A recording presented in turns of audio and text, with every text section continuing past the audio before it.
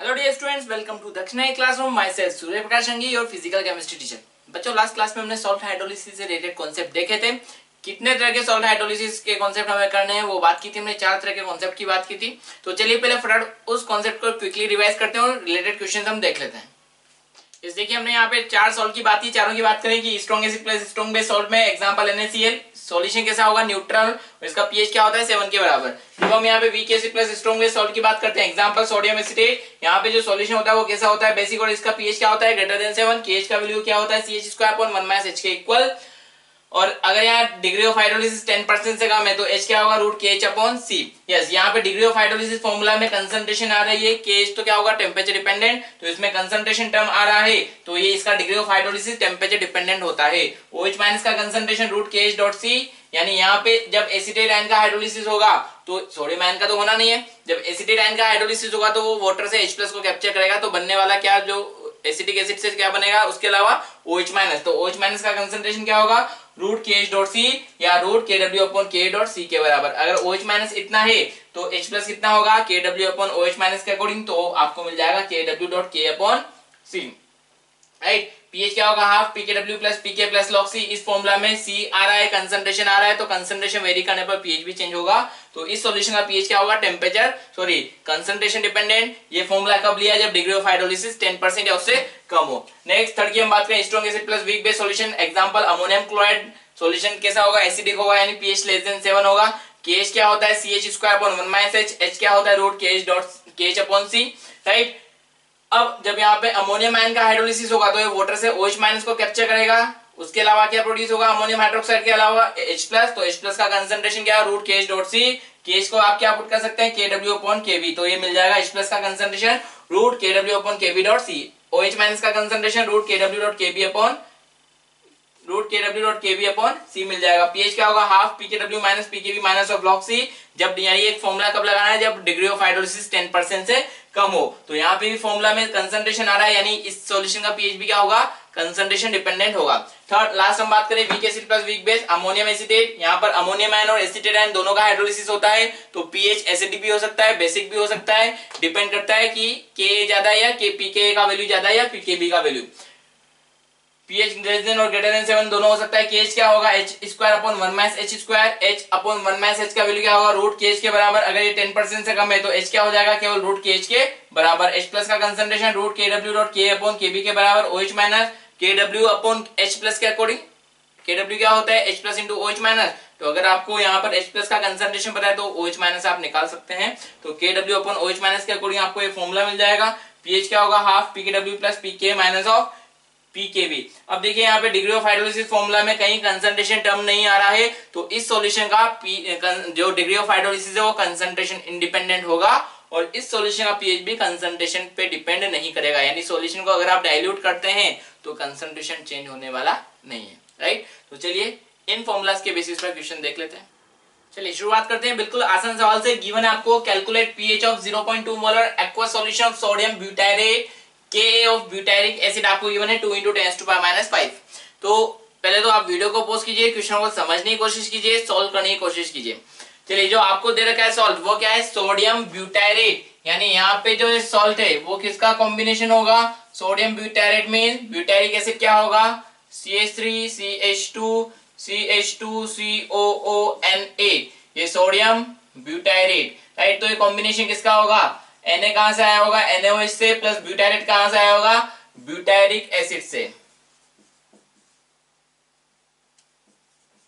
Right, तो जो butyric acid है वो कैसा एसिड होगा वीक एसिड। आपको पता है कि जो सेलेक्टिव एसिड है उनके अलावा सारे एसिड कैसे लेना आपको वीक एसिड, और एक कैसा है स्ट्रॉन्ग बेस, तो कॉम्बिनेशन क्या होगा week acid plus strong base combination. ठीक है, अब आपको क्या बताया था, जब भी आपको सॉल्ट गिवन है तो आपको सबसे पहले क्या चेक करना है degree of hydrolysis.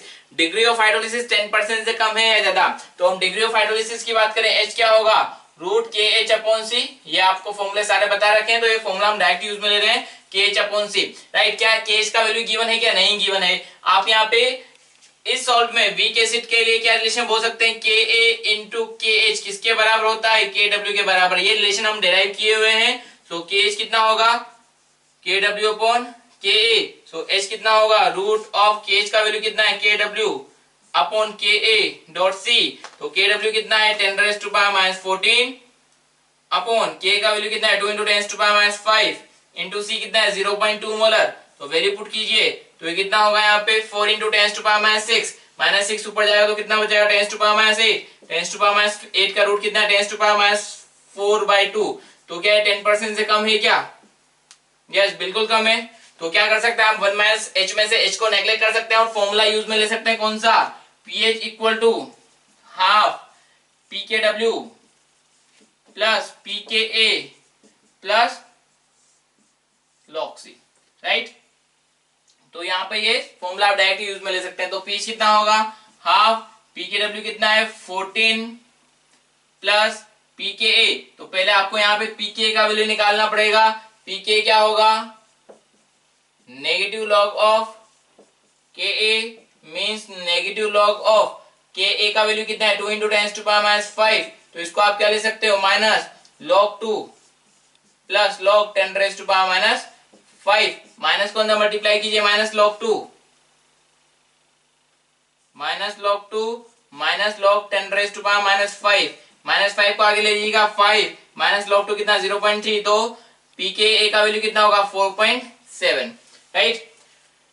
1/2 log pKa 4.7 plus log C का वैल्यू कितना है कंसंट्रेशन कितना है 0.2, राइट। तो 0.2 को आप क्या ले सकते हैं 1/5, तो कितना होगा 1/2 14 प्लस 4.7 प्लस log 1/5, राइट। अब हम क्या करें 5 को ऊपर लाए तो पावर माइनस 1 आगे आ जाएगा, तो क्या बचेगा यहाँ पर क्या लिख सकते हैं half 14 plus 4.7 minus of log 5, log 5 का वैल्यू कितना है 0.7, तो पुट कीजिए हाफ 14 प्लस 4.7 माइनस 0.7, तो कितना बचेगा ये 4 बचेगा, 14 प्लस 4 कितना 18, 18/2 कितना 9, तो इस सॉल्यूशन का पीएच आपको कितना मिलेगा 9। अब देखिए सॉल्यूशन क्या था week acid plus strong base, strong base है तो पीएच क्या होना चाहिए था ग्रेटर देन 7। अगर आपको यहाँ पे ऑप्शनल क्वेश्चन गिवन है 4 ऑप्शन गिवन है और उसमें केवल एक ही ऑप्शन ऐसा है जिसमें पीएच 7 से ज्यादा है, तो आप ऑप्शन देख के भी आंसर को यहाँ पर टिक कर सकते हैं, राइट। चलिए देखते हैं नेक्स्ट क्वेश्चन। गिवन आपको 0.25 molar solution of pyridinium chloride C6H5NH plus Cl have pH 2.75, then calculate Kb of pyridine. H आपको गिवन है 10%, राइट। H अगर 10% से कम है तो सीधा सीधा एक क्लिक होना चाहिए कि हमें डायरेक्ट फॉर्मूले के बेसिस पर क्वेश्चन करना है। तो पहले तो यहाँ पे कॉम्बिनेशन देख लें, pyridinium chloride C5H5NH plus Cl minus, तो ये क्या होगा pyridine C5H5N plus HCl। HCl क्या है स्ट्रॉन्ग एसिड, ये क्या है वीक बेस, तो strong acid plus weak base वाला कॉम्बिनेशन है। तो उसके लिए पीएच का फॉर्मूला क्या है pH equal to half pKw minus pKb minus of log C। तो यहां से आपको pKb का वैल्यू मिलेगा, pKb मिल जाएगा तो आपको क्या करना पड़ेगा Kb का वैल्यू निकालना पड़ेगा। तो पहले हम pKb निकाल लें, pH कितना है 2.75 इक्वल टू हाफ pKw कितना 14 minus pKb minus of log C कितना 0.25 या 1/4 भी आप लिख सकते हैं। ये कितना हो जाएगा क्रॉस मल्टीप्लाई करें 5.5 equal to 14 minus pKb plus log 4 को ऊपर लाएंगे तो पावर -1 आगे आ जाएगा तो प्लस log 4 हो जाएगा, राइट। pKb को तो भेज दें, देन pKb इक्वल टू कितना है 14 log 4 का वैल्यू कितना होगा प्लस 0.6 माइनस 5.5, तो कितना होगा 14.6 माइनस 5.5 मीन्स कितना होगा 14.6 माइनस 5.5 कितना हो रहा है ये 9.1। तो pKb का वैल्यू आपको मिलेगा। बट आपको पूछा क्या है Kb, तो pKb क्या होता है नेगेटिव लॉग ऑफ Kb, ये किसके बराबर है 9.1। लॉग ऑफ Kb क्या हो जाएगा माइनस 9.1। अब आपको Kb निकालना है, एंटी लॉग लेना है नेगेटिव वैल्यू का। तो क्या बताया था डेसिमल से पहले वाली में 1 का एडिशन कीजिए, डेसिमल के बाद वाली को 1 में से माइनस कीजिए। तो डेसिमल के पहले वाली को पहले माइनस साइन भूल जाइए, इसमें 1 का एडिशन कीजिए कितना होगा 10। अब डेसिमल के बाद वाली को 1 में से माइनस कर दीजिए कितना बचेगा 0.9। तो यहाँ पर आपको क्या मिला log Kb। अब यहाँ से आप Kb का वैल्यू निकालिए, डेसिमल से पहले वाली को 10 रेज़ टू पावर में भेजिए और डेसिमल के बाद वाला 0.9 किसका log पॉसिबल है सोचिए, किसका log होता है 0.9। हमें पता है 2 का log कितना होता है 0.3। अगर 2 के log को आप 3 से मल्टीप्लाई कर दें 3 log 2, 3 इंटू 0.3 0.9 मिलेगा। तो आप इसको ऐसे लिख सकते हैं log 2 क्यूब, 2 क्यूब यानी कितना हो गया 8, यानी किसका एक log होगा 8 का होगा। तो kb का वैल्यू कितना मिलेगा 8 इंटू 10⁻⁻10, राइट। चलिए देखते हैं नेक्स्ट। गिवन आपको calculate percentage hydrolysis pH of 0.02 molar ammonium acetate solution. Kb आपको गिवन है अमोनिया का 1.6 इंटू 10⁻5, के ऑफ एसिटिक एसिड गिवन है 1.6 इंटू 10⁻5, राइट। अब अमोनिया गिवन हो या अमोनियम हाइड्रोक्साइड उससे कोई फर्क नहीं पड़ता है, दोनों का केबी सेम होता है और दोनों से सॉल्यूशन भी सेम बेसिक होता है या सेम सॉल्यूशन ही बनता है। तो अभी तो पहले हम देखें, यहाँ पे आपको गिवन है अमोनियम एसिटेट, तो ये क्या है weak acid plus weak base combination है, राइट। तो आपको पूछा गया है परसेंटेज हाइड्रोलिसिस, तो degree of hydrolysis week acid plus base के लिए क्या फॉर्मूला था H/1 - H किसके इक्वल था रूट ऑफ KH के इक्वल। क्या KH का वैल्यू आपको गिवन है क्या नहीं गिवन है, बट के भी गिवन है। KH को आप क्या ले सकते हैं root of KW/KA into KB, right. तो H/1 - H फॉर्मूला पुट कीजिए, फॉर्मूले के अकॉर्डिंग आंसर निकालिए। H/1 - H equal to root of KW कितना है 10⁻⁻14 अपॉन K का वैल्यू कितना 16 इंटू 10⁻⁻6, डेसिमल को हटा सकते हैं ना, इंटू 16 इंटू 10⁻⁻6, -6 -12 ऊपर जाएगा तो +12 हो जाएगा, कितना बचेगा 10⁻2 यानी 10⁻1 अपॉन 16। तो ये क्या मिल गया आपको डिग्री ऑफ हाइड्रोलिसिस। अब 100 से मल्टीप्लाई करेंगे तो परसेंटेज में मिल जाएगा, तो 100 से मल्टीप्लाई कीजिए, कितना हो गया यहाँ पे इंटू 100 परसेंटेज में चेंज करने के लिए 10/16 यानी 0.625%। क्या है 10% से कम है, यस कम है, तो आप 1 - H में से H को नेग्लेक्ट कर सकते हैं। तो डिग्री ऑफ हाइड्रोलिसिस आपको कितना मिलेगा 0.625%, ठीक है।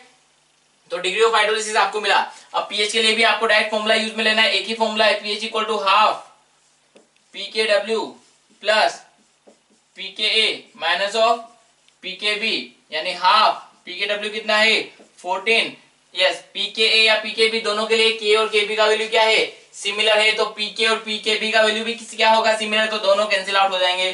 फिर भी चाहे तो आप PK और PKB का वैल्यू निकाल लीजिए।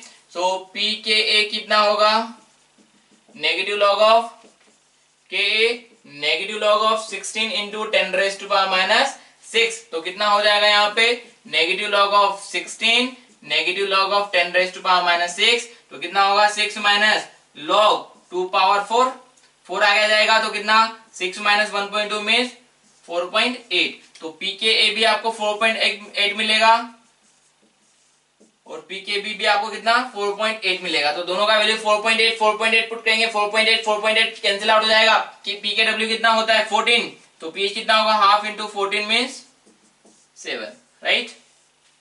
चलिए सॉल्व करते हैं नेक्स्ट क्वेश्चन। गिवन आपको equal volume of 0.2 molar ammonium hydroxide and 0.1 molar H2SO4 are mixed, then calculate pH of final solution. Ka of ammonium ion आपको देखा है 5 इंटू 10⁻10। अभी देखिए इक्वल वॉल्यूम मिलाने तो पहले तो हम आफ्टर मिक्सिंग की बात करें।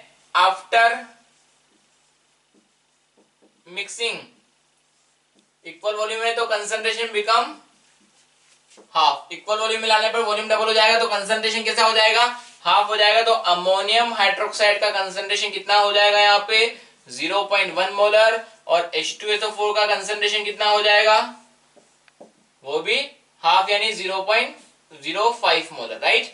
अब देखिए यहाँ पे एसिड और बेस को मिक्स किया जा रहा है, तो एसिड और बेस आपस में क्या करेंगे रिएक्ट करेंगे, तो H2SO4 प्लस NH4OH। तो पहले तो आप चेक कीजिए क्या रिएक्शन 100% हो रही है क्या, क्योंकि यहाँ पे अगर अकेला सॉल्ट प्रेजेंट होगा तो ही आप यहाँ पे सॉल्ट हाइड्रोलिसिस वाला कॉन्सेप्ट अप्लाई कर सकते हैं। तो यहाँ पर इनकी रिएक्शन से क्या बनेगा ammonium sulphate plus H2O, right. तो ये रिएक्शन बैलेंस है क्या चेक कीजिए, यस ये रिएक्शन यहाँ पर 2 से मल्टीप्लाई करने पर बैलेंस हो गई है। तो यहाँ पे अगर ये 1 मोल है ये तो ये कितना होना चाहिए 2 मोलर, अगर ये 1 मोलर है तो सॉरी ये 1 मोल है तो ये 2 मोल होना चाहिए, ये 1 मोलर है तो ये उससे डबल 2 मोलर होना चाहिए। अमोनियम हाइड्रोक्साइड कितना है 0.1, H2SO4 कितना है 0.05, तो इसका जस्ट डबल ये है, तो रिएक्शन 100% होने वाली है, ये दोनों हो जाएगा 0। यहाँ पे 1:1 के रेशियो में प्रोडक्ट बनेगा, तो H2SO4 से कितना 1:1 रेशियो के अकॉर्डिंग ये कितना बनने वाला है 0.05 molar ammonium sulphate and 0.1 molar H2O। अब जब अमोनियम सल्फेट डिसोशिएट होगा इससे क्या बनेगा, ammonium ion plus SO4 2 minus कितना अमोनियम आयन 2 टाइम्स, तो ये 0.05 था, तो इससे कितना बनेगा 0.1 मोलर और ये 0.05।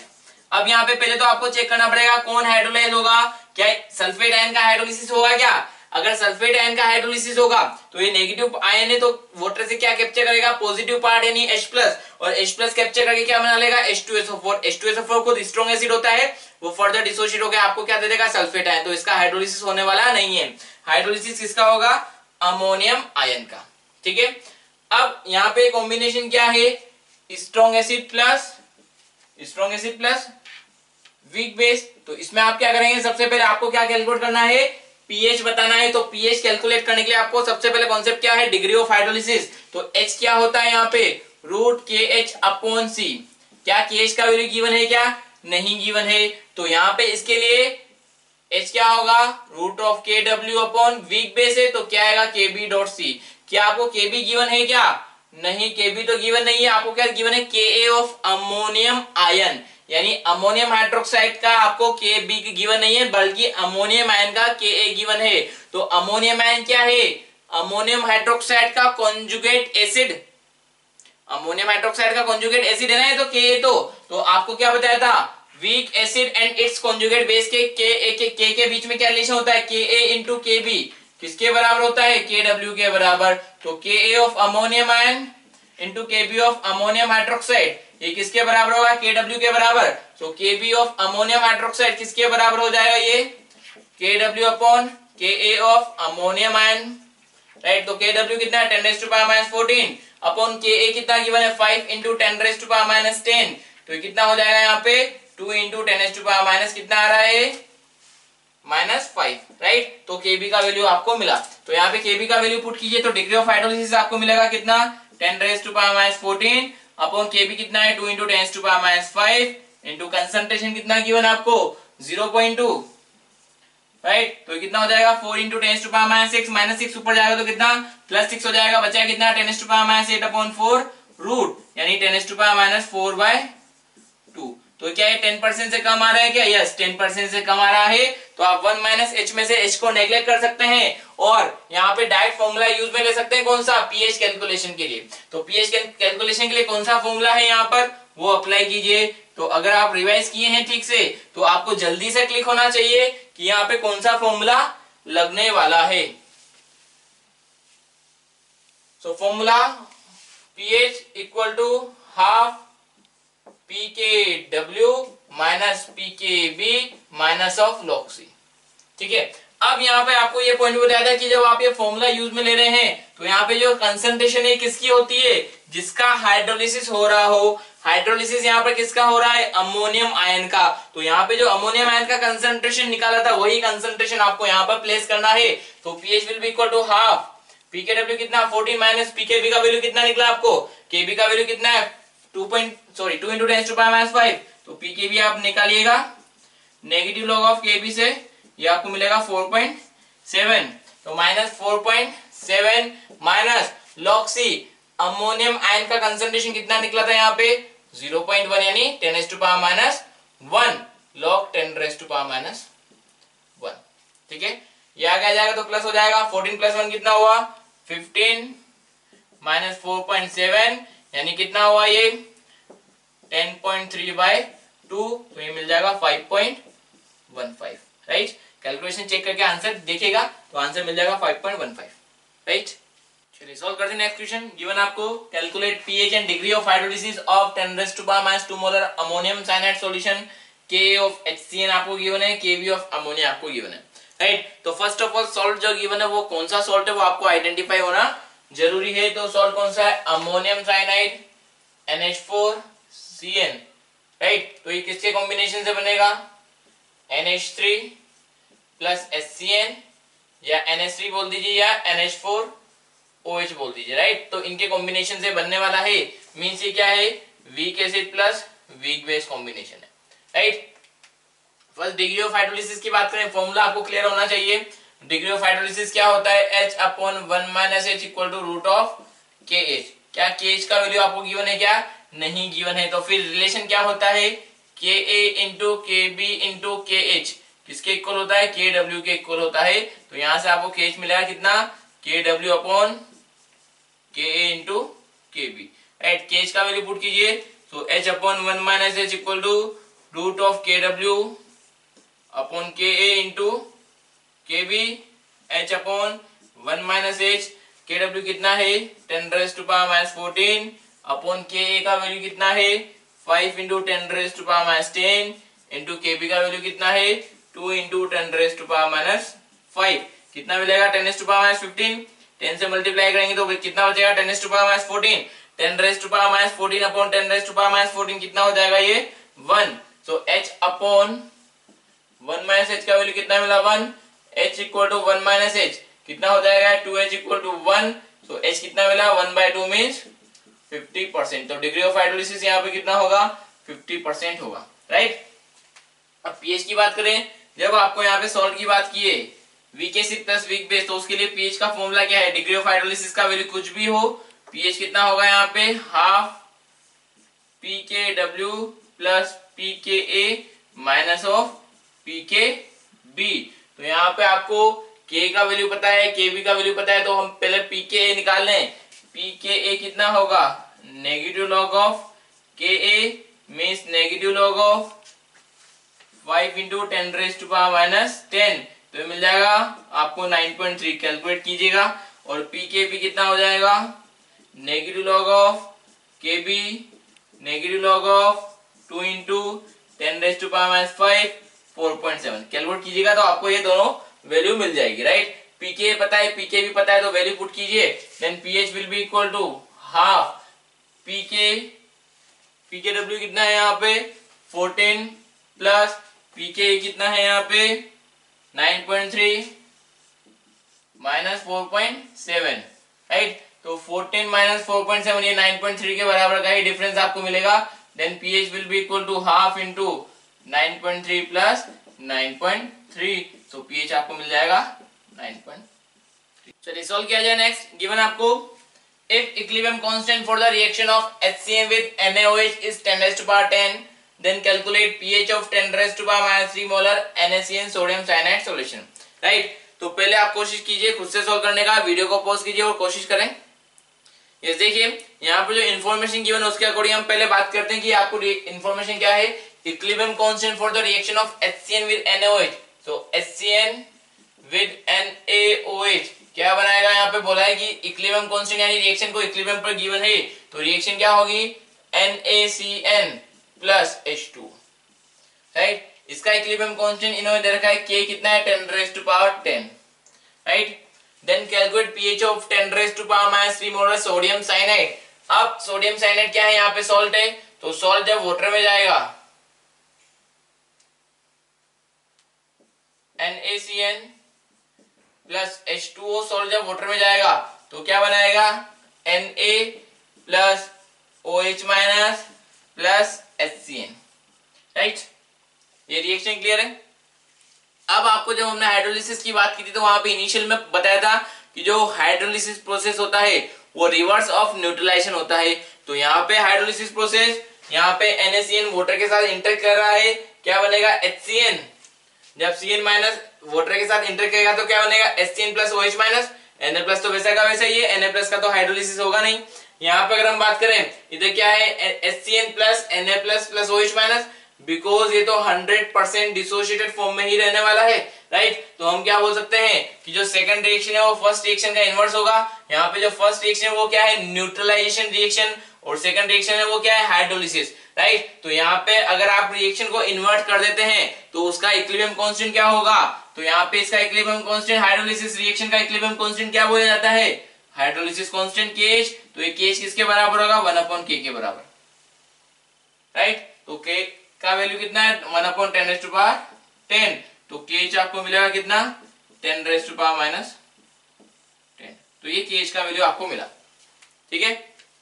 अब आपको पूछा है पीएच पता करना है, तो पीएच अब यहाँ पे हम बात करें डिग्री ऑफ हाइड्रोलिसिस, पहले तो H की बात करें, H 10% से कम होगा या ज्यादा, तो H क्या होगा √KH अपॉन C के इक्वल, KH का वैल्यू कितना है 10 raise to power minus 10, C कितना है 10⁻³ तो ये कितना होगा √10⁻⁻7। अगर 10⁻6 भी होता तो इसका रूट कितना होता 10⁻³ ही आता, जो कि क्या होता 10% से छोटा है, 0.1 से छोटा वैल्यू ही मिलेगा इसका रूट लेने पर। यानी आप क्या कर सकते हैं, डायरेक्ट फॉर्मूला यूज में ले सकते हैं। तो पीएच का फॉर्मूला क्या होगा, pH equal to half PKW। अब यहाँ पे सॉल्व किया है weak acid plus strong base, तो उसके लिए फॉर्मूला क्या होगा, pH equal to half PKW plus PKA plus log C, right. अब सारी इंफॉर्मेशन आपके पास है, PKW का पता है, C का वैल्यू गिवन है, बट K का वैल्यू आपको पता नहीं है। तो K का इंफॉर्मेशन आप कैसे निकाल सकते हैं, आपको पता है यहाँ पे इस सॉल्ट के लिए आप क्या बोल सकते हैं, KA इंटू KH किसके बराबर होगा, KW के बराबर। आपको KH का वैल्यू पता है, KW का वैल्यू पता है, तो KA यहाँ से आप निकाल सकते हैं। K कितना होगा 10⁻14 अपॉन KH कितना होगा 10⁻10 यानी 10⁻4, राइट। तो यहां से आपको क्या पीएच का कैलकुलेशन मिल जाएगा। अगर K मिल गया तो PKA कितना होगा, नेगेटिव लॉग ऑफ KA यानी 4, ठीक है। तो यहां से आप पीएच निकालिए, pH will be equal to half PKW कितना है 14 प्लस PK कितना है 4 प्लस log C कितना होगा 10⁻3, ठीक है।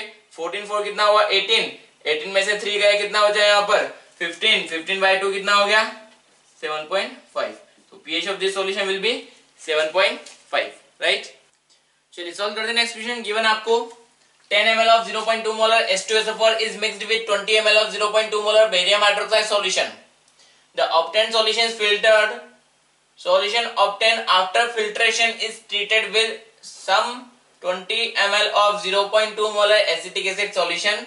Then calculate pH of final solution. Given pKa of acetic acid 4.7. Yes, तो पहले तो आप लैंग्वेज को ठीक से पढ़िए, एक्चुअली इंफॉर्मेशन क्या गिवन है उसको समझने की कोशिश करें, फिर सॉल्व करें। देखिए सॉल्व करते हैं। आपको गिवन है 10 ml of 0.2 molar H2SO4 mixed with 20 ml 0.2 molar barium hydroxide. तो एसिड बेस की रिएक्शन हो रही है, तो एसिड कौन है H2SO4 प्लस बेस कौन है बेरियम हाइड्रोक्साइड। जब ये रिएक्शन करेंगे तो क्या बनेगा, barium sulphate BaSO4 plus 2H2O। तो बेरियम सल्फेट जो है वो क्या है यहाँ पे प्रेसिपिटेट होता है, राइट, ठीक है। तो अब H2SO4 कितना है 0.2 मोलर 10 ml यानी कितना हो जाएगा 2 मिलीमोल। M इंटू V से मोल्स मिलते हैं, अगर वॉल्यूम ml में हो तो मिलीमोल मिलेगा। बेरियम हाइड्रोक्साइड कितना है यहाँ पे 0.2 मोलर 20 ml कितना हो जाएगा ये 4 मिलीमोल, राइट। रिएक्शन हमारा बैलेंस्ड है क्या, यस बिल्कुल बैलेंस्ड है। तो बैलेंस इक्वेशन क्या बोल रहा है कि 1 mole of H2SO4 1 mole of barium hydroxide के साथ रिएक्ट करेगा तो 1 mole of barium sulphate and 2 mole of water बनेगा। अब यहाँ पे 2 मोल है तो 2 मोल के लिए कितने बेरियम हाइड्रोक्साइड रिक्वायर्ड होंगे 2 मोल, गिवन कितना है 4 मोल, यानी H2SO4 क्या होगा लिमिटिंग और बेरियम हाइड्रोक्साइड क्या होगा एक्सेस रिएजेंट। तो ये हो जाएगा खत्म। यहाँ पे कितना बचेगा 4 - 2 मिलीमोल और ये कितना प्रोड्यूस होगा 2 मिलीमोल एंड 4 मिलीमोल, राइट। अब ये तो क्या है यहाँ पे प्रेसिपिटेट है, ठीक है। अब सॉल्यूशन में यहाँ पे क्या बच रहा है 2 मिलीमोल ऑफ बेरियम हाइड्रोक्साइड है एंड बेरियम सल्फेट है, ठीक है। अब क्या किया गया है सॉल्यूशन ऑब्टेन आफ्टर फिल्ट्रेशन। अब यहाँ पे इस सॉल्यूशन को क्या किया है फिल्टर किया है। तो जब आप इस सॉल्यूशन को फिल्टर करेंगे तो क्या होगा, फिल्टर करने से यहाँ पर जो प्रेसिपिटेट है वो बेरियम हाइड्रोक्साइड तो रह जाएगा ऊपर, सॉरी बेरियम सल्फेट तो रह जाएगा, जो प्रेसिपिटेट है वो ऊपर रह जाएगा बेरियम सल्फेट, और नीचे जो सॉल्यूशन मिलेगा उसमें क्या होगा बेरियम हाइड्रोक्साइड, ठीक है। वाटर हालांकि प्रोड्यूस हो रहा है बट ये 4 मिलीमोल है, बहुत ही कम मिलीमोल है, 4 × 10⁻³ मोल है। तो इनकी वजह से वॉल्यूम में आपको कोई वेरिएशन यहाँ पे कंसिडर नहीं करना है, इंफॉर्मेशन गिवन भी नहीं है, ठीक है। तो जो वाटर प्रोड्यूस हो रहा है उससे हम वॉल्यूम में वेरिएशन यहाँ पे कंसिडर करने वाले नहीं है, बहुत कम यहाँ पे मिलीमोल प्रोड्यूस हो रहे हैं, ठीक है। तो अब जो क्या बोला है solution obtain after filtration, filtration के बाद सॉल्यूशन मिला उसमें क्या होगा यहाँ पे barium hydroxide treated with some 20 ml 0.2 मोलर एसिटिक एसिड। तो अब यहाँ पे जो बेरियम हाइड्रोक्साइड मिला है वो कितना है 2 मिलीमोल, ठीक है। तो अब हम यहाँ पे क्या करना है, जो ये फिल्टर करने के बाद सॉल्यूशन मिला है उसकी रिएक्शन किसके साथ हो रही है एसिटिक एसिड के साथ, राइट। तो बेरियम हाइड्रोक्साइड और एसिटिक एसिड की रिएक्शन से क्या बनेगा, बेरियम एसीटेट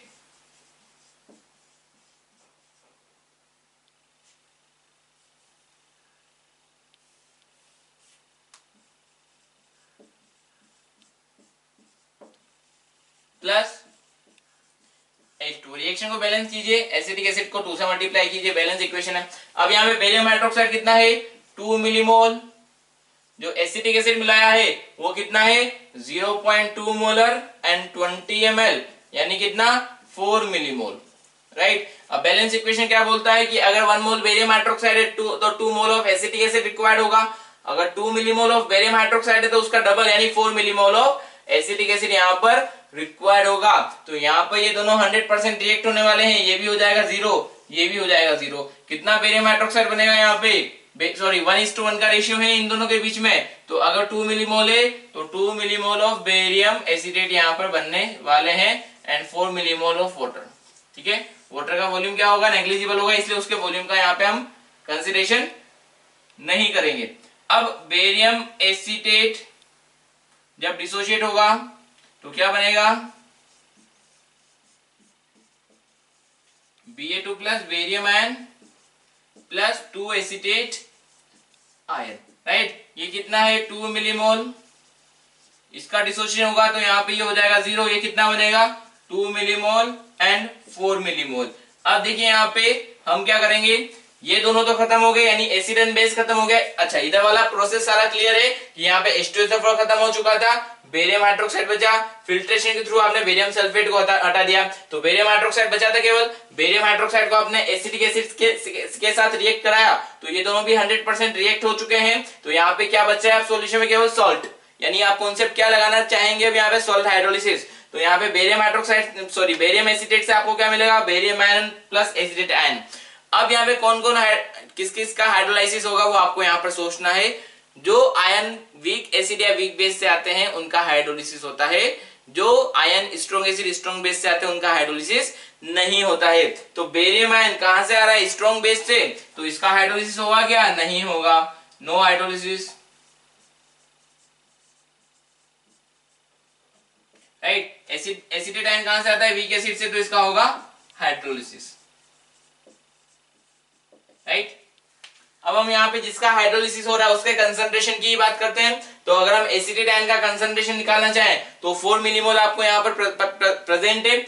इसका वॉल्यूम कितना होगा, अगर आपको मोलरिटी निकालना है तो मोलरिटी क्या होता है, मोल्स अपॉन वॉल्यूम। मिलीमोल आपको पता है, वॉल्यूम हम ले लेते हैं ml में, तो वॉल्यूम कितना होगा यहाँ पे इस सॉल्यूशन का। आपने क्या किया था, पहले 10 ml ये लिया था, 20 ml ये लिया था, तो इनिशियली इन दोनों का वॉल्यूम कितना हुआ यहाँ पे 30 ml। अब यहाँ पे जो वॉल्यूम है वो 30 ml है, फिल्टर करने के बाद जो वॉल्यूम मिला वो 30 ml है।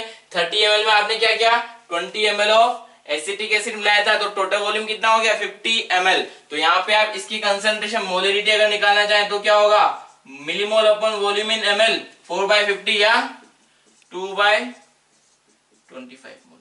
तो इतना कंसंट्रेशन यहाँ पर एसीटेट आयन का होगा, इसका आपको यहाँ पर हाइड्रोलिसिस करना है, ठीक है। अब यहाँ पर बात करें, जब एसीटेट आयन का हाइड्रोलिसिस होगा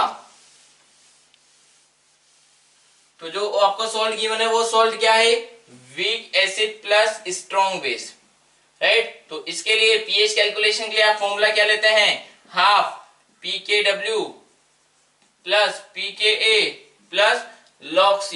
तो ये फॉर्मूला लगाने से पहले, ये फॉर्मूला कब होता है, जब डिग्री ऑफ हाइड्रोलिसिस क्या होता है 10% से कम। तो आपको चेक करना पड़ेगा क्या डिग्री ऑफ हाइड्रोलिसिस 10% से कम है, तो उसके लिए अभी आपको क्या केएच का इंफॉर्मेशन गिवन है क्या, नहीं गिवन है। तो आपको केएच का इंफॉर्मेशन पहले यहाँ पे निकालना पड़ेगा। एच क्या होता है degree of hydrolysis, √KH/C। KH का इंफॉर्मेशन गिवन नहीं है, बट आपको रिलेशन पता है Ka/KH किसके बराबर होता है यहाँ पे, KW के बराबर इस सॉल्ट के लिए। तो केएच कितना हो जाएगा, KW/Ka। तो आप यहाँ पे प्लेस कर सकते हैं H इक्वल टू √KW/KA/C। अब आपको Ka का वैल्यू निकालना है, आपको इंफॉर्मेशन गिवन है pKa। तो pKa कितना है यहाँ पर 4.7, नेगेटिव लॉग आपको लेना बताया, एंटी लॉग लेना आपको बताया है। नेगेटिव लॉग ऑफ Ka कितना होगा 4.7, लॉग ऑफ Ka कितना होगा -4.7, एंटी लॉग लेना आपको बताया है, तो यहां से Ka मिल जाएगा 2 इंटू 10⁻⁵। ठीक है, तो वैल्यू पुट कीजिए। h कितना होगा, रूट ऑफ Kw कितना है 10⁻14 अपॉन K का वैल्यू 2 इंटू 10⁻⁵, और C का वैल्यू कितना होगा, C कितना है यहाँ पे कंसंट्रेशन 2/25। राइट, इसको सोल्व कीजिए तो आपको पता लगेगा कि डिग्री ऑफ हाइड्रोलिसिस 10% से कम है या ज्यादा। Then H will be equal to 10⁻⁻, कितना हो जाएगा, ये ऊपर जाएगा तो 10⁻⁻ कितना आ रहा है -9 अपॉन 2 इंटू 2 4 इंटू 25। राइट, तो कितना होगा 5/2 इंटू, अगर ये 10⁻8 भी होता तो कितना बचता है, ये 10⁻5 ही बचता, सॉरी 10⁻4 बचता। क्या ये 10% से कम है, यस 10% से कम है, तो आप 1 - h में से h को नेग्लेक्ट कर सकते हैं और ये वाला फॉर्मूला डायरेक्टली यूज में लिया जा सकता है। तो अब इस फॉर्मूला को यूज में लेके pH का कैलकुलेशन आप यहां से कर सकते हैं। So pH will be equal to half pKw कितना 14 प्लस pK कितना है 4.7 प्लस log C कितना 2/25। राइट, वैल्यू पुट कीजिए, pH इक्वल टू हाफ 14 और 4 कितना 18.7 plus log 2 minus log 25 log 5 square. Right, than half 18.7 plus 0.3, तो ये कितना हो जाएगा 19 माइनस log 5 कितना होता है 0.7, 2 इंटू 0.7 1.4, 19 माइनस 1.4 कितना हो जाएगा 17.6, half into 17.6 mean 8.8। So pH of this solution will be 8.8। Right, वैसे भी आपको होता था कि जो सॉल्ट होते हैं week acid plus strong base, उनका पीएच कैसा होता है, बेसिक रेंज में होता है, तो इसका पीएच किस रेंज में आ रहा है, बेसिक में, तो हमारा कैलकुलेशन बिल्कुल सही होगा। राइट, नेक्स्ट टॉपिक है hydrolysis of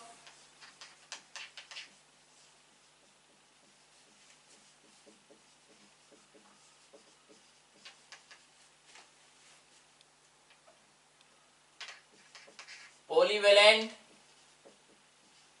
anion.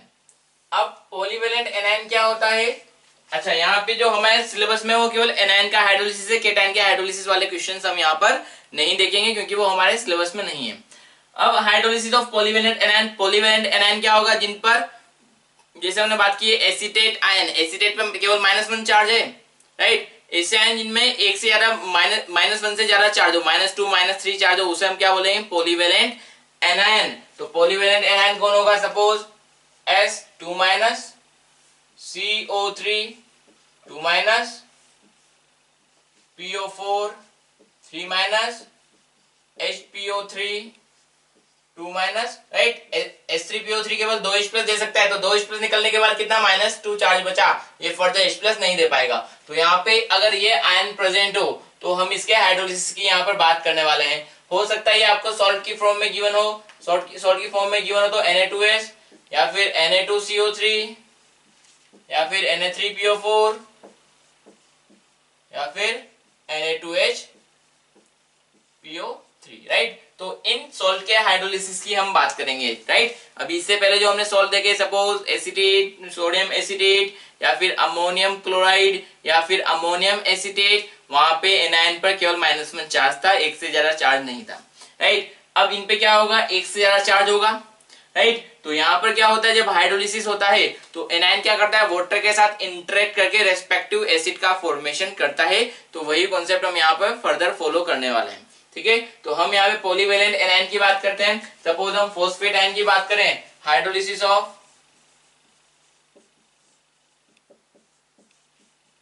PO4 3 right, PO4 3 का हाइड्रोलिसिस करते हैं। अब देखिए जब ये हाइड्रोलाइज होगा तो ये क्या करेगा, रेस्पेक्टिव एसिड का फॉर्मेशन करेगा। राइट, जो H3PO4 होता है वो 3 स्टेप में डिसोशिएट होता है, पहले एक H+ निकलेगा, फिर सेकंड H+ निकलेगा, फिर थर्ड H+ निकलेगा। सिमिलरली वैसे ही यहाँ पे जब हाइड्रोलिसिस होगा तो स्टेप बाय स्टेप हाइड्रोलिसिस होगा, एक H+ यहाँ पर एडिशन होता जाएगा। चलिए तो हम देखते हैं hydrolysis of PO4 3 step by step hydrolysis की हम बात करेंगे। तो यहाँ पर Na3PO4 का जो भी कंसंट्रेशन रहेगा उससे क्या बनेगा, 3Na प्लस PO4 3 राइट, तो अगर इसका इनिशियल कंसंट्रेशन 3 है तो ये कितना बनेगा 3C+C, राइट। Na+ का तो हाइड्रोलिसिस होने वाला नहीं है, हम किसके हाइड्रोलिसिस की बात करेंगे, केवल PO4 3- का। तो जब PO4 3- हाइड्रोलाइज होगा तो वाटर के साथ इंटरेक्ट करके क्या बनाने वाला है, HPO4 2- प्लस OH-, राइट। ये तो हमने फर्स्ट स्टेप की बात की है। सेकंड स्टेप हाइड्रोलिसिस होगा तो क्या बनेगा, HPO4 2- प्लस H2O से H2PO4- plus OH-। Third step की बात करें क्या बनेगा, H2PO4- प्लस H2O क्या बन जाएगा, H3PO4 plus OH-, right. 3 step hydrolysis होने वाला है। तो फर्स्ट स्टेप का हाइड्रोलिसिस जब होगा तो उसको हम बोलेंगे KH1, सेकंड स्टेप के हाइड्रोलिसिस कांस्टेंट को KH2 and third step hydrolysis constant को KH3, राइट। तो जो KH1 का वैल्यू होगा वो क्या होगा, active mass of product upon reactant. यहाँ पर जो हाइड्रोलिसिस का प्रोसेस होता है वो बहुत ही नेग्लिजिबल क्वांटिटी में होता है, बहुत कम होता है। तो यहाँ पर जो वाटर के कंसंट्रेशन में वेरिएशन होता है वो बहुत नेग्लिजिबल होता है। तो हम यहाँ पे इक्विलिब्रियम के रिप्रेजेंटेशन में उसको यहाँ पर नहीं लेते हैं, राइट। तो KH1 किसके बराबर होगा, active mass of HPO4 2- into active mass of OH- upon active mass of PO4 3- KH2 की बात करें तो क्या होगा, active mass of H2PO4- into active mass of OH- upon active mass of HPO4 2- and third step का क्या होगा, active mass of H3PO4 into active mass of OH- upon active mass of H2PO4-, right. ये यहाँ पे इनके hydrolysis constant हो जाएंगे KH1, KH2 and KH3। अब देखिए यहाँ पे हम बात करें, अगर इसका इनिशियल कंसंट्रेशन C था तो C में से कुछ कम होगा CH, ये फर्स्ट स्टेप है उसको हम CH1 ले लेंगे। यहाँ पे कितना बनेगा CH1 एंड CH1।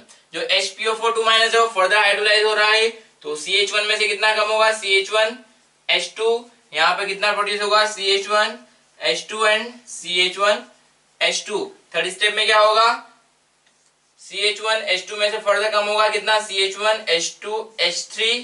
कितना प्रोड्यूस होगा, CH1 H2 H3 and CH1 CH2 CH3, ठीक है। अब देखिए यहाँ पे क्या होगा, जब फर्स्ट स्टेप का हाइड्रोलिसिस हो रहा है तो यहाँ पे OH- प्रोड्यूस हो रहा है, तीनों एक ही सॉल्यूशन में है। पहले ये स्टेप हुआ, फिर ये स्टेप हो रहा है, फिर ये स्टेप हो रहा है। तो जब फर्स्ट स्टेप के बाद OH- बनेगा तो ये OH- क्या करेगा, नेक्स्ट 2 स्टेप के लिए क्या करेगा, कॉमन आयन का काम करेगा। यानी इसकी वजह से सेकंड और थर्ड स्टेप का डिसोसिएशन क्या होगा, सप्रेस होगा, राइट। अच्छा पहले हम साइमल्टेनियस इक्विलिब्रियम के अकॉर्डिंग बात करें तो यहाँ पे OH- का टोटल कंसंट्रेशन सॉल्यूशन में क्या होगा, CH1 CH2 plus CH1 plus CH1 CH2 plus CH1 CH2 CH3। तो CH1 plus CH1 H2 plus CH1 H2 H3। यहाँ पे भी एडिशन कर दीजिए, CH1 plus CH1 CH2 CH1 H2 CH1 H2 H3। यहाँ पर भी एडिशन कर दीजिए, CH1 प्लस CH1 H2, ठीक है। HPO4 2- यहाँ पर भी है, यहाँ पर भी है, तो बचा हुआ कंसंट्रेशन HPO4 2- दोनों जगह सिमिलर होना चाहिए। तो ये कितना होगा, CH1- CH1 H2 H2PO4- यहाँ पर भी और यहाँ पर भी कॉमन है तो दोनों तरफ कंसंट्रेशन क्या होना चाहिए, सिमिलर। तो ये क्या होगा, CH1 H2 CH1 H2 H3, ठीक है। अब यहाँ पे इतना लंबा चौड़ा कैलकुलेशन आपको मिल रहा है तो इसके लिए हमें क्या करना पड़ेगा, अप्रोक्सीमेशन लेना पड़ेगा। अप्रोक्सीमेशन के लिए हम क्या बोलेंगे कि KH1 KH2 और KH3 की वैल्यू के बेसिस पर आप क्या कंपेयर कर सकते हैं कि फर्स्ट स्टेप का हाइड्रोलिसिस क्या हो रहा होगा, ज्यादा हो रहा होगा। डेफिनेटली फर्स्ट स्टेप के OH- की वजह से सेकंड और थर्ड स्टेप का हाइड्रोलिसिस क्या होगा, सप्रेस होगा। तो KH1 का वैल्यू KH2 और KH3 से ज्यादा रहना ही है। तो हम क्या करेंगे, फर्स्ट स्टेप के रिस्पेक्ट में सेकंड स्टेप का हाइड्रोलिसिस, सेकंड और थर्ड स्टेप का हाइड्रोलिसिस को क्या कर देंगे, नेग्लेक्ट कर देंगे, राइट। तो यहाँ पे हम क्या करेंगे, फर्स्ट स्टेप का जो OH- है उसके रिस्पेक्ट में सेकंड स्टेप के OH- को और थर्ड स्टेप के OH- को भी क्या कर देंगे, नेग्लेक्ट कर देंगे। तो यहाँ पे क्या बचना है, OH- की जगह CH1 ही बचना है, राइट। और क्या अप्रोक्सीमेशन ले सकते हैं, यहां से हम क्या करेंगे, CH कॉमन ले लेंगे तो CH1 1 - H2 1 माइनस H2 में से H2 को क्या कर देंगे, नेग्लेक्ट कर देंगे, राइट, क्योंकि यहाँ पे H1 का वैल्यू भी नेग्लिजिबल ही आपको मिलने वाला है। हाइड्रोलिसिस प्रोसेस जो है वो बहुत ही नेग्लिजिबल होता है। यहाँ पे भी हम क्या करेंगे, CH1 कॉमन लेंगे, 1 माइनस H2 में से H2 को नेग्लेक्ट कर देंगे, राइट। यहाँ पर क्या है, CH1H2 1 माइनस H3, तो यहाँ पे भी हम क्या करेंगे, H3 को नेग्लेक्ट कर देंगे। यहाँ पे क्या होगा, CH1 H2 कॉमन लेंगे, 1 माइनस H3 में से H3 को नेग्लेक्ट कर देंगे, तो कितना बच रहा है, CH1H2 ही बचने वाला है, राइट। तो ये अप्रोक्सीमेशन आपको यहाँ पर इसमें करने हैं। ये अप्रोक्सीमेशन करने के बाद आप क्या कर सकते हैं, यहाँ पर OH माइनस का कैलकुलेशन कर सकते हैं। अब OH माइनस कैसे निकालना है, अगर आपको H1 का वैल्यू मिल गया तो आप OH माइनस का कंसंट्रेशन निकाल सकते हैं, राइट। अब देखिए यहाँ पर हम क्या बोल रहे हैं कि हमें जब OH माइनस का कैलकुलेशन अगर मिल गया, अगर आपको इस हाइड्रोलिसिस प्रोसेस से OH माइनस मिल गया तो H प्लस भी मिल जाएगा, H प्लस मिल गया तो पीएच भी आपको मिल जाएगा, ठीक है। तो यहाँ पे जो मेन पॉइंट है वो यही है कि आपको केवल फर्स्ट स्टेप का हाइड्रोलिसिस को ही कंसीडर करना है, सेकंड स्टेप और थर्ड स्टेप का हाइड्रोलिसिस को सप्रेस मानना है। तो जो OH माइनस आप ले रहे होंगे वो केवल फर्स्ट स्टेप के अकॉर्डिंग ही यहाँ पर ले रहे होंगे। तो अगर हम KH1 की बात करें तो KH1 कितना होगा, finally CH1 into CH1 upon C1 minus H1, right. Second step में बात करें H2PO4 माइनस कितना हो जाएगा, यहाँ पे CH1H2 इंटू OH माइनस कितना है, CH1 अपॉन HPO4 माइनस कितना है, CH1, राइट। तो CH1 से CH1 कैंसिल आउट हो जाएगा, CH1H2 क्या दिया है यहाँ पे, H2PO4 माइनस, तो H2PO4 माइनस का कंसंट्रेशन आपको यहाँ से मिल सकता है, राइट। KH2 का वैल्यू आपको गिवन रहेगा। थर्ड स्टेप की बात करें, थर्ड स्टेप में H3PO4 क्या है, CH1H2H3 इंटू OH माइनस का concentration CH1 upon H2PO4 minus कितना है, CH1H2, राइट, यही बचा है, ठीक है। तो CH1H2 से CH1H2 कैंसिल आउट कर देना, H3 का वैल्यू आपको यहाँ पे पता करना है, CH1 का वैल्यू आपको इनिशियली पता रहेगा, राइट। अब इसमें हम क्या करें, अप्रोक्सीमेशन क्या ले लें कि अगर फर्स्ट स्टेप का हाइड्रोलिसिस 10% से कम हो, अच्छा यहाँ से KH का वैल्यू आपको पता है, ये क्या होगा, CH1 square upon 1 minus H1, right. तो यहाँ से आपको KH1 का वैल्यू पता रहेगा, CH1 square upon 1 minus H1 से आप H1 का वैल्यू अगर निकाल लेते हैं, फर्स्ट स्टेप का डिग्री ऑफ हाइड्रोलिसिस अगर निकाल लेंगे तो आप यहाँ से OH माइनस का कंसंट्रेशन बता सकते हैं। अगर आपको OH माइनस का कंसंट्रेशन पता है तो आप क्या कर सकते हैं, यहाँ पे बता सकते हैं कि H प्लस का कंसंट्रेशन क्या होगा, और पीएच भी आप यहाँ से निकाल सकते हैं। तो अगर यहाँ पे 1 माइनस H में से आप H को नेग्लेक्ट कर देते हैं,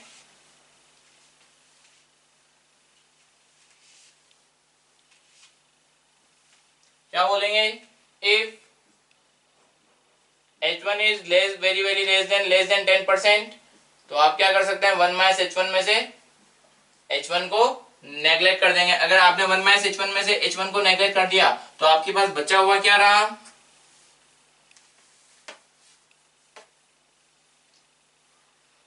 तो बचा हुआ क्या होगा, कि H1 equal to CH1 square, तो H1 will be equal to root KH1 upon C। तो यहां से आपको H1 मिल जाएगा, राइट। H1 मिल गया तो अभी हमने OH माइनस का कंसंट्रेशन निकाला था, आप केवल फर्स्ट स्टेप का OH माइनस ही कंसीडर करेंगे, सेकंड स्टेप और थर्ड स्टेप को OH माइनस को नेग्लेक्ट कर देंगे। तो OH माइनस क्या होगा, CH1 या फिर root KH1 dot C, right. H1 को यहाँ पे प्लेस किया तो अंदर C को अंदर ले जाएंगे तो क्या हो जाएगा, रूट KH1 डॉट C।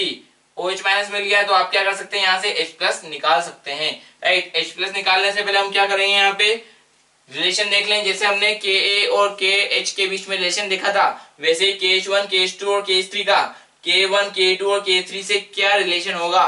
तो अगर हम K1 K2 K3 की बात करें, H3PO4 जब डिसोशिएट होगा तो क्या बनाएगा, H plus plus H2PO4 minus, इसे हम क्या बोल रहे हैं, K1, तो K1 कितना होगा, H plus into H2PO4 minus upon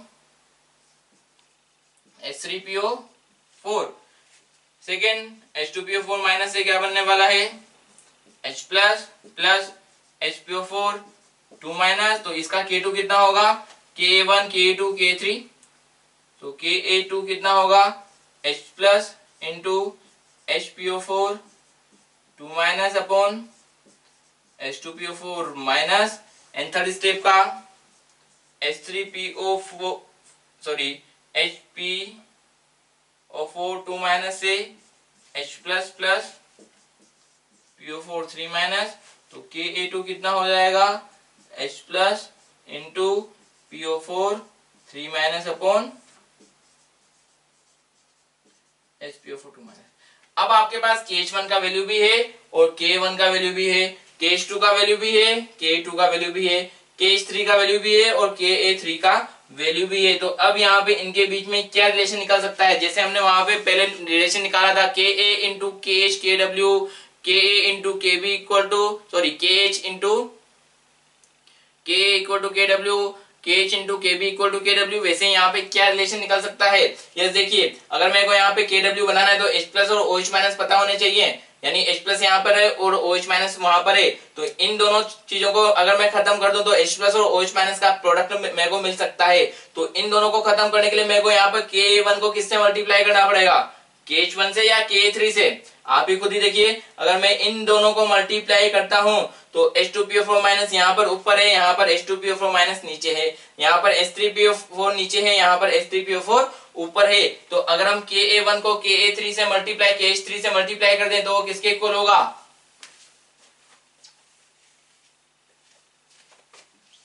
क्या मिल जाएगा आपको KH1 इंटू Ka3। ठीक है, ये चीजें नोट करने के बाद आप देखना, अगर हम KH1 को Ka3 से मल्टीप्लाई करते हैं तो वो किसके इक्वल होगा, KW के इक्वल। अगर हम KH2 को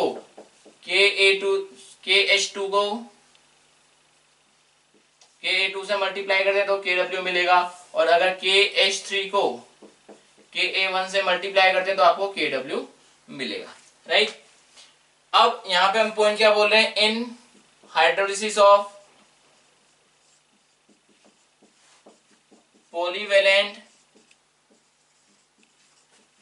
anion only first step hydrolysis considered।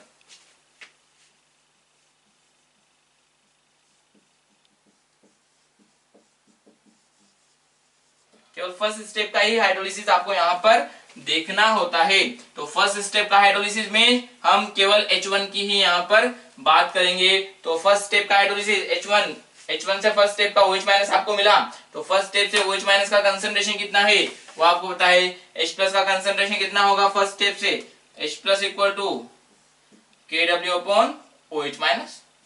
Right, H plus into OH minus किसी भी सॉल्यूशन क्या होता है, KW के बराबर होता है।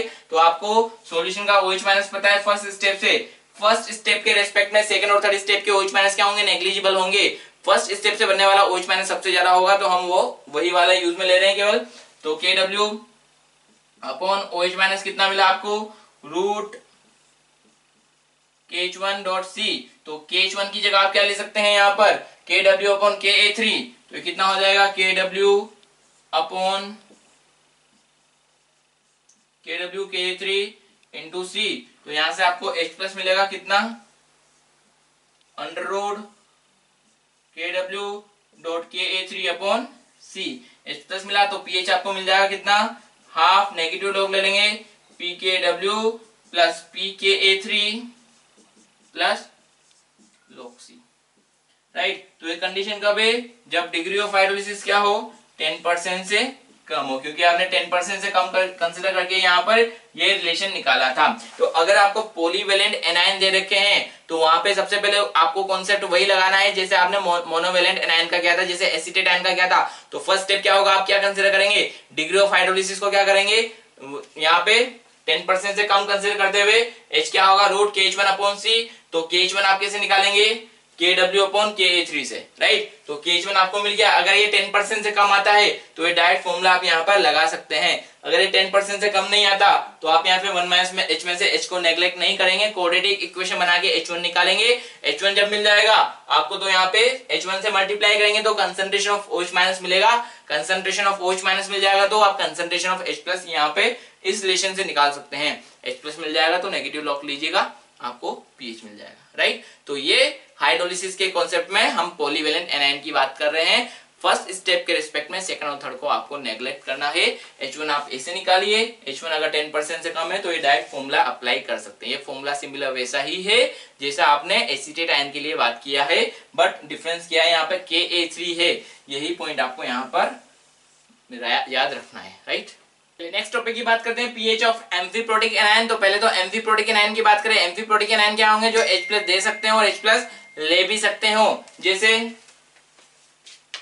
NaHS, NaHCO3, NaH2PO4, Na2HPO4, NaH2PO3, right. तो ये क्या होंगे, एम्फीप्रोटिक एनायन। अब यहां से क्या मिलेगा, HS माइनस, राइट। यहां से क्या मिलेगा, SCO3 माइनस।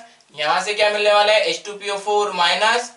हम उन्हीं आयन की बात करें जो हाइड्रोलाइज होगा, Na+ का हाइड्रोलिसिस नहीं होगा, राइट। यहाँ पर Na+ का हाइड्रोलिसिस होने वाला नहीं है। जो वीक एसिड से आ रहे होंगे उन्हीं एनायन का हाइड्रोलिसिस होगा, HS minus, SCO3 minus, H2PO4 minus, HPO4 2 minus and H2PO3 minus, right.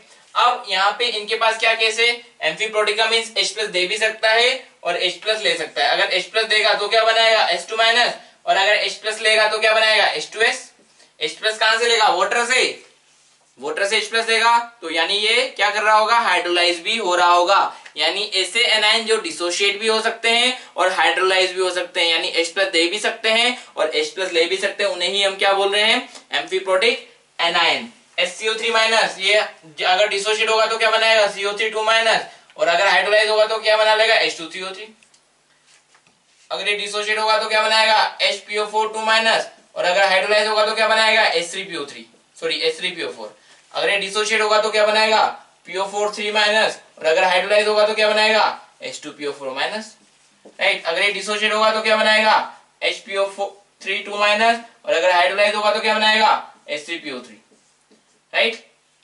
तो ऐसे एनायन जो H+ दे भी सकते हैं, H+ ले भी सकते हैं, उन्हीं को हम क्या बोलते हैं, एम्फीप्रोटिक एनायन। तो एम्फीप्रोटिक एनायन का पीएच कैलकुलेट करना बिल्कुल सिंपल है, बस आपको आइडेंटिफाई करना आना चाहिए। जो क्वेश्चन गिवन है वो एम्फीप्रोटिक एनायन वाला है, वहीं पर हम मिस्टेक कर जाते हैं, ठीक है। तो हम यहाँ पे इसका डेरिवेशन नहीं देखेंगे, केवल सिंपल कॉन्सेप्ट देखेंगे कि पीएच फॉर्मूला देखेंगे कि पीएच कैसे निकालना होता है। तो अगर हम HS माइनस की बात करें, तो सपोज आपको NaHS गिवन है, तो इसमें जो एम्फीप्रोटिक एनायन होगा, एम्फीप्रोटिक एनायन कौन होगा,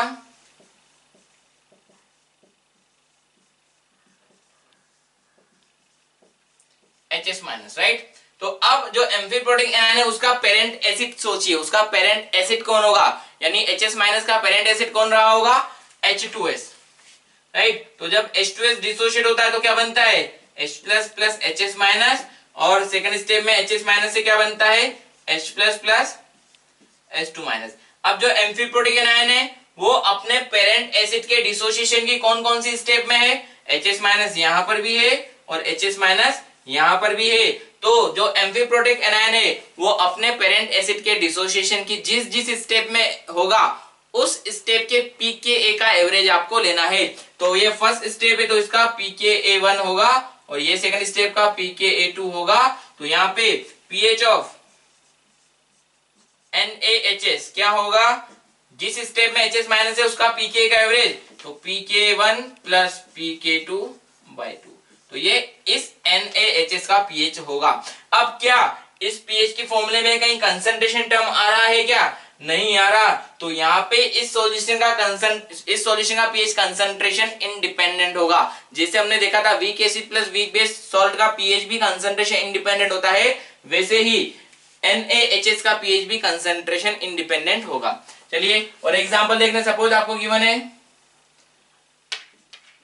NaH2PO4, तो यहां से जो एम्फीप्रोटिक एनायन है वो कौन होगा, एम्फीप्रोटिक एनायन कौन होगा, यहाँ पर H2PO4 माइनस, यानी H+ दे भी सकता है और H+ ले भी सकता है। तो इस एम्फीप्रोटिक एनायन का पेरेंट एसिड कौन होगा, H3PO4। तो H3PO4 के डिसोसिएशन की बात करें, तीन स्टेप में डिसोसिएट होगा, H++ H2PO4 minus, second step में क्या होगा, H2PO4 माइनस 2,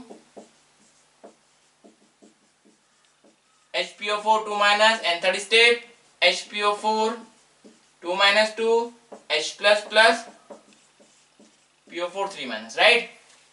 अब एम्फीप्रोटिक एनायन कौन है? H2PO4 minus. एम्फीप्रोटिक एनायन अपने पेरेंट एसिड के डिसोसिएशन की जिस स्टेप में होगा उन स्टेप के pK का एवरेज लेना है। तो H2PO4 माइनस कहां पर है? यहां पर भी है और यहां पर भी है। तो pH ऑफ Na2PO4 NaH2PO4 क्या होगा? pK1, फर्स्ट स्टेप का pKa1, second step pKa2 and third step pKa3। तो pH क्या होगा इस सॉल्यूशन का? pKa1 plus pKa2 by 2, right. अगर सपोज आपको गिवन है Na2HPO4, तो इससे जो एम्फीप्रोटिक एनायन मिलेगा वो एम्फीप्रोटिक एनायन क्या होगा? एम्फीप्रोटिक एनायन क्या होगा?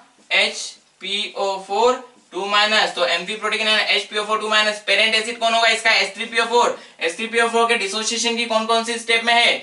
HPO4 2 माइनस यहां पर भी है और यहां पर भी है। तो इसका pH आपको क्या लेना है?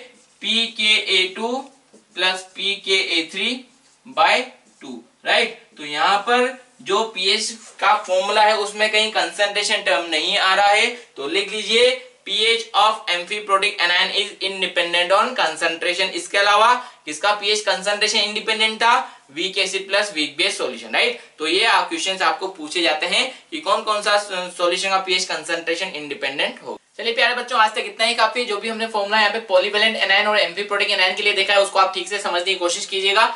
एक बार आप खुद से उसको डिराइव कीजिएगा तो आपको समझ में आएगा कि फॉर्मूला में क्या चीज आई है और वो क्यों आई है। ठीक है, आज तक इतना ही काफी है। नमस्कार।